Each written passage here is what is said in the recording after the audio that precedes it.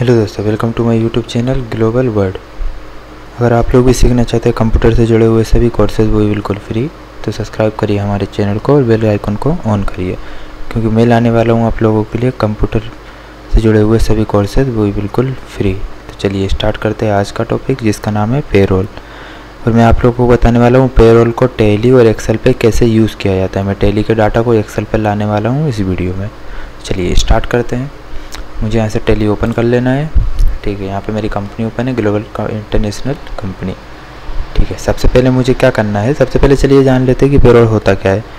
तो पेरोल एक सॉफ्टवेयर भी है और इसका यूज अपन टैली में भी कर सकते हैं। टैली में एक फीचर्स होता है, इसकी मदद से कंपनी में जो भी काम करने वाले एम्प्लॉयज़ है तो उनकी सैलरी को मैनेजमेंट किया जाता है। ठीक है, पेरोल की मदद से हम कंपनी में जो एम्प्लॉय काम करते हैं उनकी सैलरी डिटेल्स को आसानी से क्रिएट कर सकते हैं और साथ ही साथ अटेंडेंस और इसका ओवर टाइम और पे स्लिप भी तैयार कर सकते हैं। चलिए जानते हैं how to implement payroll in Tally Prime. चलिए सबसे पहले मुझे प्रेस करना है कंट्रोल अल्ट के प्रेस करने के बाद मुझे जाना है कंपनी के फीचर्स में। यहाँ पर कंपनी के फीचर्स में जा रहा हूँ। ठीक है, यहाँ पर मुझे एक ऑप्शन दिख रहा है मेंटेन पेरोल। देखिए यहाँ पे आप लोगों को एक ऑप्शन दिखाई दे रहा होगा मेंटेन पेरोल, को मुझे यस करना है। ठीक है, यहाँ पे एक्सेप्ट कर लेते हैं, मैंने एक्सेप्ट कर लेता हूँ। ठीक है, अब हमको जाना है, आपको स्टेप बाय स्टेप बताने वाला हूँ। अगर आप नोट्स बनाना चाहें तो नोट्स भी बना सकते हैं। उसके बाद मुझे जाना है क्रिएट पर। ठीक, क्रिएट में जाने के बाद आप लोगों को पेरोल मास्टर दिख रहा होगा। पेरोल मास्टर में फर्स्ट ऑप्शन है मेरे पास एम्प्लॉय ग्रुप, तो मुझे यहाँ पे एम्प्लॉय ग्रुप क्रिएट करना है। ठीक है, तो मैं यहाँ पे एम्प्लॉय ग्रुप क्रिएट कर लेता हूँ। इसमें फर्स्ट ग्रुप लेता हूँ यहाँ पे इंचार्ज। ठीक है, अंडर में प्राइमरी रखना है और सैलरी डिटेल यहाँ पे नो रखना है। एंटर कर लेते हैं। ठीक है, सेकंड में ग्रुप बना लेता हूँ पे अकाउंटेंट। एंटर करते हैं, प्राइमरी रखेंगे और सैलरी डिटेल को नो रखेंगे। ठीक है, मैं एक्सेप्ट कर लेता हूँ। अभी मैंने 2 ग्रुप तैयार कर लिए हैं। बैक करते हैं और चलते हैं एम्प्लॉयज़ पे। एम्प्लॉयज़ पे मुझे यहाँ पे एम्प्लॉय के नाम क्रिएट करना है, तो चलिए एम्प्लॉय की डिटेल क्रिएट करते हैं। सबसे पहले मैं नाम क्रिएट कर लेता हूँ अमन जैन। एंटर करते हैं, लाइसेंस नेम देना नहीं है। यहाँ पे चलते हैं अंडर में जैसे ही मैं स्पेस बटन प्रेस करता हूँ तो यहाँ पे मुझे जो भी मैंने ग्रुप क्रिएट किए थे वो यहाँ पे आ जाते हैं। तो मैं अमन जैन को रखता हूँ अकाउंटेंट में और यहाँ पे डेट ऑफ ज्वाइनिंग लिखना है, डेट ऑफ ज्वाइनिंग लिख देते हैं। ठीक है, यहाँ पे सैलरी डिटेल को नो रखना है। अभी एंटर करते हैं। फिर यहाँ पे मुझे कुछ जनरल इन्फॉर्मेशन फिल करना है, जैसे कि एम्प्लॉय का कोड, यहाँ पे इसका डेस्टिनेशन, किस पोस्ट पर है, अकाउंटेंट है बट मैनेजर पोस्ट पे। ठीक है, फंक्शन रखना है, किस फंक्शन में है, सेल है या परचेस है, लोकेशन बताना है मुझे, तो मैं यहाँ पे लोकेशन बता देता हूँ। एंटर करते हैं, जेंडर क्लियर करते हैं और यहाँ पे डेट ऑफ बर्थ लिखना है, तो मैं यहाँ पे लिख देता हूँ 1/5/1990। ठीक है, ब्लड ग्रुप यहाँ पे देते हैं एंड फादर नेम,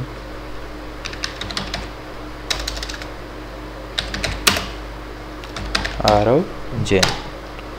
ठीक है, यहाँ पे इस पॉइंट नेम को हम स्किप करते हैं। यहाँ पे एड्रेस देते हैं नियर अमृत पैलेस NCR देहरी। ठीक है, एंटर करते हैं। यहाँ पे फ़ोन नंबर वगैरह है तो फ़ोन नंबर भी हम एंटर कर सकते हैं। एंटर करते हैं, यहाँ पे मेल आईडी लिख सकते हैं।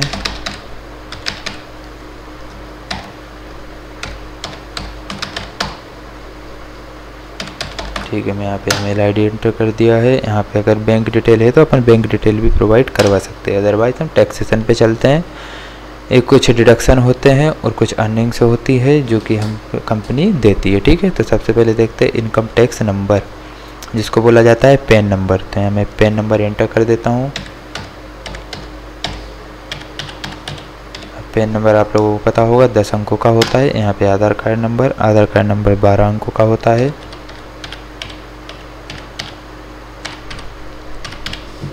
एंटर करते हैं, UNA number, universal account number, यहाँ पे हमें एंटर करते हैं, ये भी 12 अंकों का होता है। ठीक है, यहाँ पे पीएफ अकाउंट नंबर देना है तो पीएफ अकाउंट नंबर दे देते हैं। यहाँ पे पीआर अकाउंट नंबर देना है तो पीआर अकाउंट नंबर दे देते हैं। ठीक है, ईएसआई नंबर देना है तो यहाँ पे ईएसआई नंबर दे देते हैं। ईएसआई होता है एम्प्लॉय स्टेट इंश्योरेंस। ठीक है, एंटर कर देते हैं और एक्सेप्ट कर लेते हैं। यहाँ मैंने सिर्फ किसी एक एम्प्लॉय की मैं यहाँ पे आपको सैलरी स्लिप बनाने वाला हूँ। ठीक है, बैक करते हैं, फिर चलते हैं यूनिट क्रिएट करने पर। तो मैं यहाँ पे यूनिट क्रिएट करूँगा। यूनिट में मुझे सबसे पहले सिंपल लेना है। देखिए आप लोग, सिंपल और कंपाउंड दो तरीके की यूनिट मिलती है। पहले मुझे सिंपल में क्रिएट करना है। यहाँ पे सिंबल दे देते हैं, मैं एच आवर्स, फॉर्मल नेम लिख देते हैं।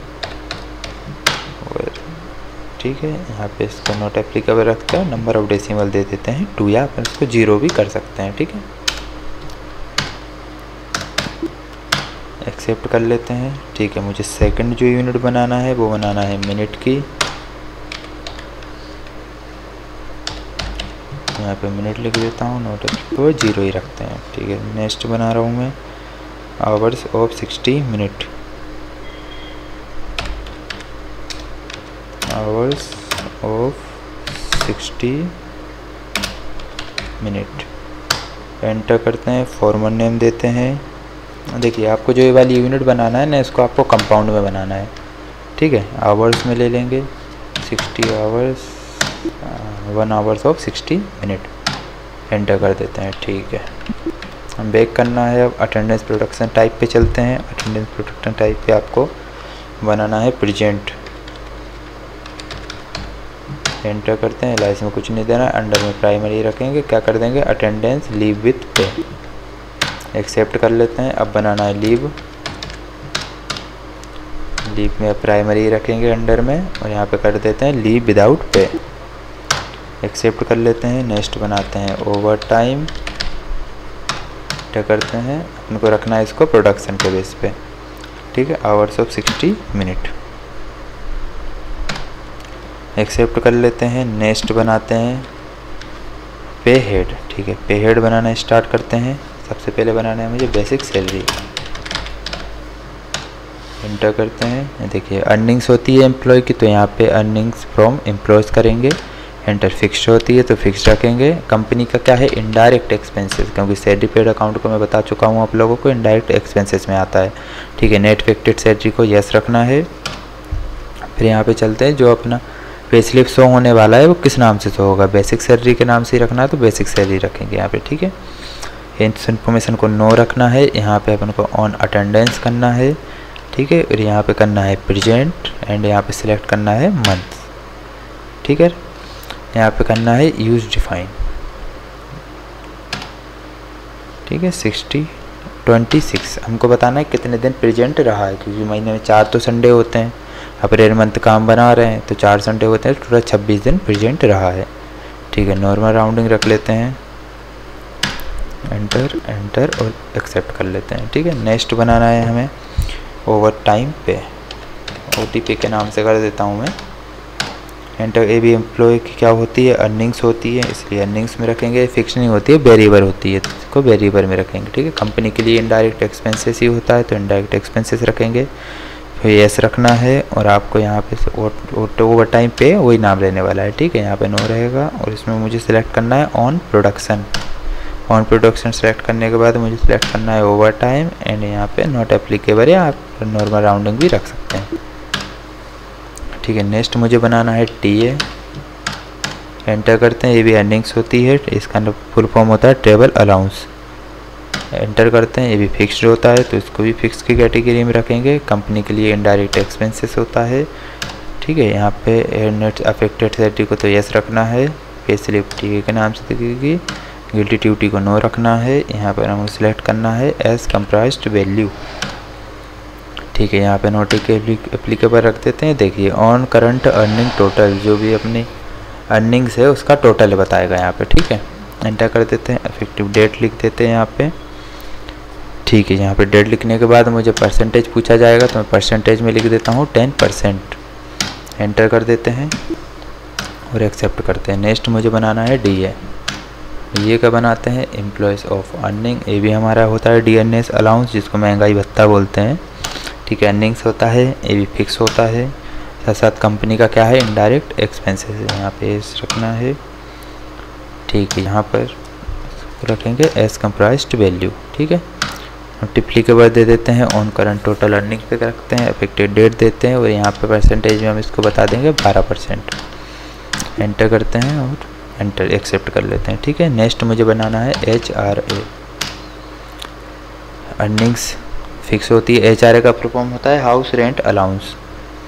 ठीक है, फिक्स होता है। कंपनी का तो इनडायरेक्ट एक्सपेंसेस है, यहाँ पे इफेक्टिव सैलरी को यस रखना है, हाउस रेंट अलाउंस रखना है।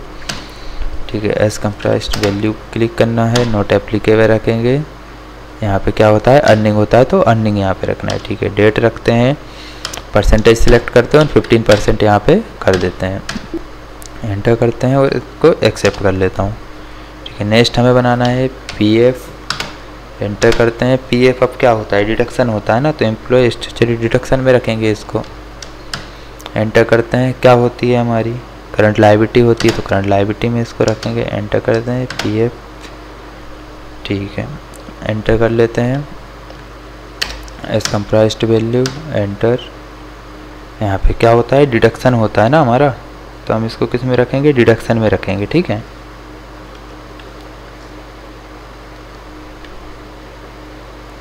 तो हम रखेंगे on current deduction total. Enter करते हैं। यहाँ पे अमाउंट कुछ भी नहीं बताना है, यहाँ पे सिर्फ मुझे परसेंटेज ही बताना है, तो मैं परसेंटेज बता देता हूँ 13%।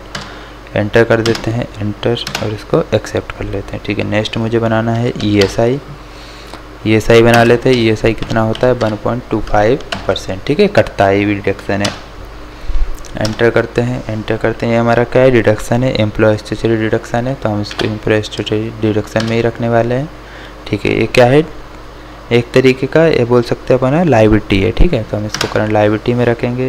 यस करते हैं, यहाँ पे अपना इसी नाम से आने वाला है। ये मैं आपको इसका फुल फॉर्म बता चुका हूँ। एम्प्लॉय स्टेट इंश्योरेंस होता है, यहाँ पे ग्रेच्युटी को नो रखना है, नॉट एप्लीकेबल रखते हैं और ये भी क्या है हमारा डिडक्शन है, तो अपन इसको डिडक्शन पर ही रखेंगे। ठीक है, यहाँ पर एंटर करते हैं, यहाँ पर इसका परसेंटेज देते हैं। परसेंटेज आपका होने वाला है इसका 1.25%। ठीक है, एंटर कर देते हैं और इसको एक्सेप्ट कर लेते हैं।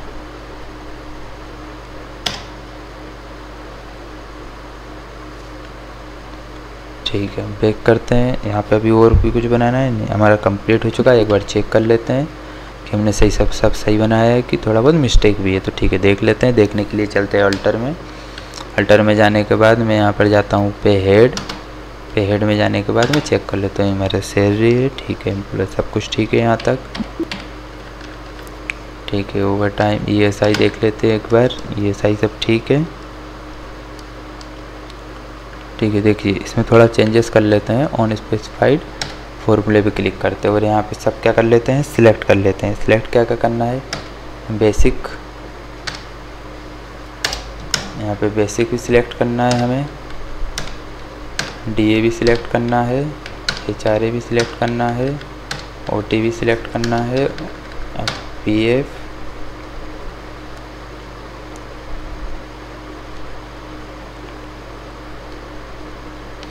ये देखिए इसमें से PF को हटा देते हैं। ठीक है, और TA को सिलेक्ट करना है। ठीक है, बाकी एंड ऑफ लिस्ट। ठीक है, अब यहाँ पे 1.25% दे देते हैं, इसको एक्सेप्ट कर लेते हैं। हम बैक करते हैं। ठीक है, एक बार चेक कर लेते हैं, मुझे लग रहा है PF में भी कुछ गड़बड़ है। ठीक है, PF भी एक बार चेक कर लेते हैं। PF में भी यहाँ पर आएगा ऑन स्पेसिफाइड फॉर्मूला। ठीक है, मुझे इस पर क्या ऐड करना है, सिर्फ बेसिक सैलरी। ठीक है, एंड ऑफ लिस्ट, एक्सेप्ट कर लेते हैं। ठीक है, चलते हैं नेक्स्ट स्टेप पे। नेक्स्ट स्टेप है हमारी डिफाइन सैलरी। देखिए आप लोगों को अल्टर में जाने के बाद यहाँ पे दिखेगा डिफाइन सैलरी वाला ऑप्शन, एंटर करना है और यहाँ पे मुझे किसकी सिलेक्ट करना है, जैसे कि मुझे यहाँ पे सिलेक्ट करना है अमन जैन। अमन जैन को सिलेक्ट कर लेता हूँ। यहाँ पे इफेक्टिव डेट लिख देते हैं, एंटर करते हैं। पे हेड में सबसे पहले सेलेक्ट करेंगे बेसिक सैलरी। बेसिक सैलरी कितनी होने वाली है यहाँ पे, जैसे फॉर एग्जाम्पल मैं ले लेता हूँ 25,000। एंटर कर देते हैं। सेकंड हमारा क्या है, टीए ले लेते हैं। यहाँ पर टीए को सिलेक्ट कर लेते हैं।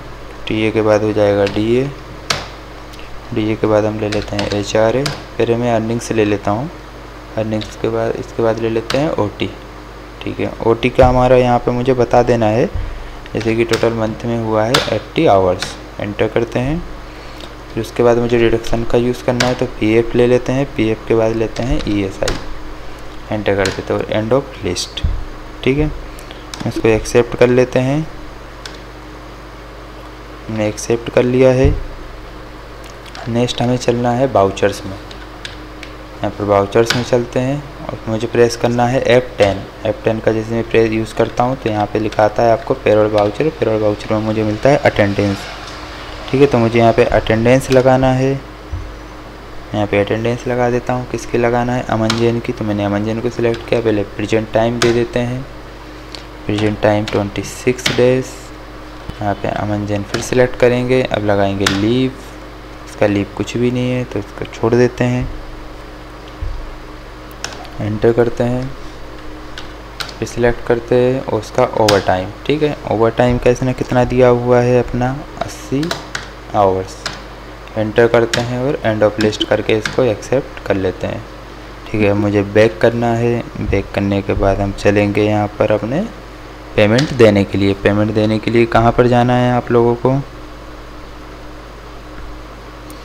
ठीक है, पेमेंट देने चलते हैं। आपको प्रेस करना है कंट्रोल के साथ F4, जिससे आपको मिलेगा पेरोल वाउचर। ठीक है, तो यहाँ पे फिर हमें प्रेस करना है कंट्रोल F और यहाँ पे पेरोल ऑटो फिल पे क्लिक करना है। ठीक है, यहाँ पे सिलेक्ट करना है सैलरी और यहाँ पे डेट लिखना है। जो भी डेट है वो डेट यहाँ पे लिखकर हम एंटर कर देंगे। 1/4/2023 से 30/4/2000।